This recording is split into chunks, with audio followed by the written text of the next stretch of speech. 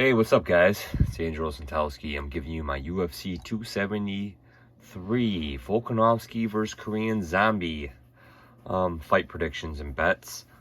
Yeah, this is a great card, man. I love this pay-per-view. Been looking forward to this probably since the beginning of the year, when they announced that Korean Zombie and Volk would be fighting, and also the long-awaited rematch between Aljamain Sterling versus Petr Yan, their second fight.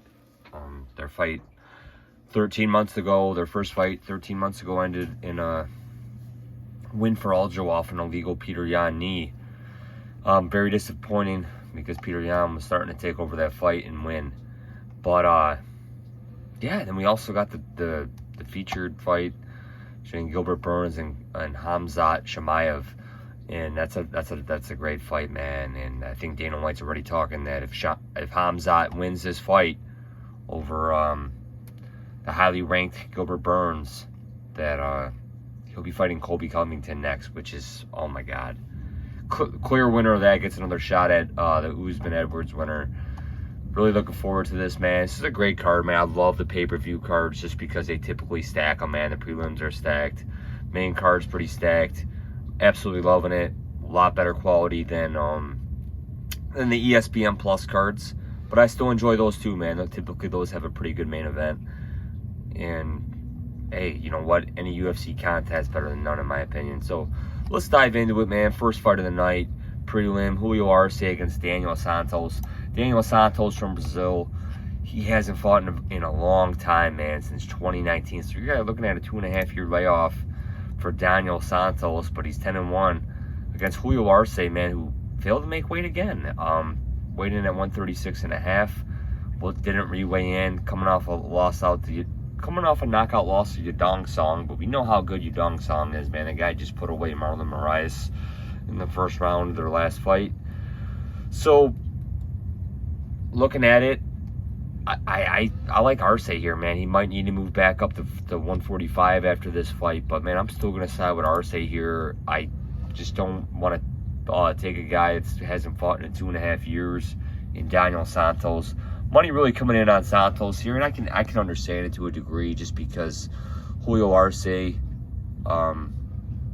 know, he missed weight again, and you know, this might not be the proper weight class for him. So you're getting people see plus money on Santos, and they're taking it, man. And hey, he might be the right side here, but guess what? I'm not taking it. I'm on Arce. I'll take Arce by decision. Pierre Rodriguez against Kay Hanson. I was originally kind of leaning Kay Hanson on this fight. She accepted this fight relatively short notice after her loss to Jazz the Vicious. And Pierre Rodriguez, she's making her debut, coming off the Contender Series. And I'm going to side with her here, man. Kay Hanson missed weight again. She might have to fight back up at women's flyweight. Don't really understand why she accepted the fight at strawweight. I think she just wants to get that loss out of her mouth. I'm going to side with Rodriguez here. I was leaning Hanson early, but just with Hanson missing weight and Pierre Rodriguez being hungry, I'm going to side with Rodriguez here by decision. But this is another fight I think can go either way. So, I mean, I don't know how people could really be super confident in picking a side there. Alexia Olynyk against Jared Vanderaa. Alexia Olynyk, he's 45 years old. He's 44, going to be turning 45 in 2 months. Going against Jared Vanderaa. Jared Vanderaa, in his ground game, has been susceptible. We've seen him get ragdolled by Romanov in their last fight, but he put up he lost a split decision. I like the fact that this guy's staying active, and he's a big heavyweight. Throws a lot of volume too. I think Olynyk's going to be dangerous early. If Vanderaa can survive that first round. I like Vanderaa here, man. I just do. I can't trust Olynyk. Olynyk's pulled off a lot of upsets in his UFC career, but I'm going to side with Vanderaa here by second round TKO. Mickey Gall against Michael Mellett. Again, man, I'm just not really high on this Mellett guy just because he doesn't have a lot of fights outside of the first round, and we kind of see guys that don't have a lot of fights outside of the first round. We see him get highly exposed, man, when the stakes get a little higher. Mickey Gall, man, he's had an up and down UFC career, man. It's been really lackluster. There was a ton of hype on this guy early in his UFC career when he beat Mike Jackson, beat CM Punk, beat Sage Northcutt. So there was so much hype on this guy early on, and he's teeter-totter wins. You know, he's kind of held his own, kind of lost a little upper echelon. I mean, I'll never forget that loss to Diego Sanchez. I mean, that was just horrible, man. Horrible losing to Diego Sanchez. So there's not a lot of people with high stakes on the guy. When you think he's kind of turning the corner, he doesn't. I'm going to side with Mickey Gall here, man. This guy's got a lot of UFC experience compared to Mike Mellett. A lot of experience outside of that first round. I understand why people are taking Mickey Gall as an underdog. I get it. I'm going to side with Mickey Gall here too to win this fight by decision. But I could also see a sub. Aspen Ladd against Raquel Pennington. A lot of people... a lot of people are taking late money on Aspen Ladd here. I'm not. I'm going to side with Pennington here. She accepted the fight on short notice. But the way Aspen Ladd fought that last fight against Norma Dumont, I just cannot back her here, man. I just do not have any confidence in Ladd. I do think Pennington is the right side here. I like Raquel Pennington. She trains with Tecia Torres. That is her girlfriend. She seems like she's been really taking her career seriously now after that Amanda Nunes loss 4 years ago. So I'm going to side with Raquel Pennington here.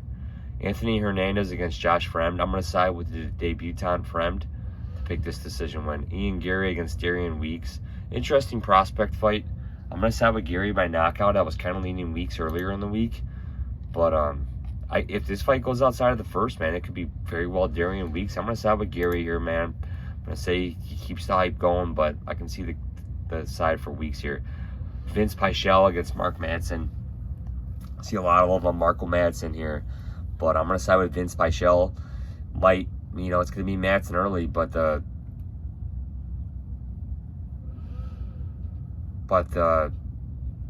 love on Pychelle, but I think Pychelle's just the better fighter, man. He's training that factory Muay Thai now, Team Elevation, whatever. I like Pychelle, man. I think he's really taking his training seriously, man. He's making one last run. And regardless whether he never even sniffs the title shot or not, this guy is putting up a heck of a performance in his later 30s, man. And I gotta respect that. I like Vince Pychelle here, man. Probably by decision, but hey, I wouldn't be surprised if he got a TKO or something. But I'm gonna side with Pychelle here. I think we've seen the best of Mark Madsen. I think the guy's an Olympic athlete. Obviously trains very seriously as well. But I like Pychelle here, man. I think he's the more dangerous fighter. Mackenzie Dern against Tecia Torres. This might be the fight that I'm honestly most curious about. I just really believe in Tecia Torres here, man. But I'm seeing a lot of people love Mackenzie Dern. And I just think Tecia Torres just has the better stand-up. But if Mackenzie Dern's able to close the distance, take her down, maybe Mackenzie Dern can lock up a submission or something. And also Mackenzie Dern, she throws pretty hard, man. She has power. But if Tecia Torres starts landing all these strikes on her, I could see Mackenzie Dern not wanting to close the distance and just being content with just chilling around the outside. But I'm going to side with Tecia Torres, man. But it kind of worries me to see that all this love coming in on Mackenzie Dern. Mackenzie Dern's actually the favorite now. So I'm going to side with Tecia Torres here by decision. But it's a fight that I originally had a bet on Torres, hedged it out, and I'm just going to leave it hedged out, guys. But I do like Torres here. I mean, Torres is a decision machine, man, and I think she's really taking her training more seriously, too, like Pennington. And I like her, man. I like the way she's been looking recently. So my pick will be Torres. Gilbert Burns against Khamzat Chimaev. Man, just the disrespect in Gilbert Burns is unreal, but Khamzat is showing that he is a force to be reckoned with, and will he live up to this price tag? Oh, Best Fight Odds doesn't have the Khamzat odds listed under this part. It's still listed under future odds, which is silly.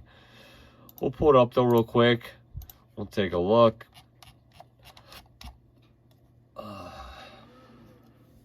So Khamzat currently sitting at minus 475 on 5 dimes. Comeback on Burns plus 420. Bet online minus 540. Comeback on Burns plus 375. So, I mean, Khamzat 4.5 to 1 favorite at the lowest. I'm going to side with him here, but, man, you're talking about a highly ranked guy in Gilbert Burns who's coming off a win over Wonder Boy. Yes, Wonder Boy's later in his career. Burns' only recent loss is to the champ, Usman, and he did win that first round against Usman, I think. He did have Usman rocked before Usman rocked him. So, if this fight gets outside of the first round, it's highly sketchy. I'm going to take Khamzat by first round knockout. I'm highly curious in this fight, though, as well. Aljamain Sterling against Peter Yan. Boy, if Aljo shows up to this fight, this might be one of those fights, man, where the reigning champion is so disrespected. I mean, he's currently sitting at a plus 360 on 5 dimes. So if Sterling's able to pull off this win here and retain his championship, this might really be something. So I'm going to side with Yan here. But, man, the way Sterling's look, man, he almost looks like he's put on a lot of mass, a lot of physique. Don't know how well that's going to carry him against Yan. I can see this being a very close fight here. But will Aljo, who's notoriously suffered with cardio issues, be able to win rounds 4 and 5? I don't know, man. Peter Yan, he's not really a highly muscled dude, but I think he has the proper muscle frame in that for his body and for his body type. And I think Yan's going to win here, man. I'm going to take Peter Yan by decision, but I was really wanting to bet Aljo at those odds. Volkanovski against Jung. Jung looked real emotional when they stood for that ceremonial face-off. I mean, Volkanovski, he's coming out to make a point, man. I think Volkanovski, I mean, I was on Ortega in the last fight against Volkanovski. I think Volkanovski's coming to make a point here, man, and I really think he can do it against a low-volume guy like Jung. And I'm gonna, unless Jung can catch Volk early, I think it's Volk's fight to win, man. Fucking Volk, I can just see Volk just chopping him down with those lead calf kicks, you know, taking out his lead leg. But I'm gonna side with Volk here. I'm taking him by 4th round TKO. I think he picks up a TKO in this fight and stops winning by decision. But Volkanovski, man, one of the greatest featherweights to ever do it. Amazing to say that. Cannot believe I said that. I look forward to taking Holloway against them, though, in their next fight. But, man, Volkanovski, I think, is the absolute truth, man. Until somebody can expose him or until his chin gives way. I do like Alexander Volkanovski here, but he's like an 8-1 favorite. So, my pick will be Volk here by TKO. These are my picks, guys. I'm going to run you down my picks real quick again. Volkanovski, Yan, Chimaev, Torres, Pychelle, Garry, Fremd, Pennington, Gall, Vanderaa, Rodriguez, and Arce. I have 0 bets for this fight, for this card, guys. I do think my next bets will be on UFC 274. I'm highly looking forward to that card. But, man, we got some great UFC action in the meantime. We got Luque Muhammad next week. We have Lemos Andrade after that. And we have Vanderaa after that. So, guys, man, I'm looking forward to this UFC 273 card. It's almost here. It takes place today. Best of luck, guys. No, I haven't done a prediction video in a while, but believe me, I've been following MMA more than ever. Been getting ready for the NFL betting season. Been doing a lot of stuff, guys. So, here are my UFC 273 predictions and bets.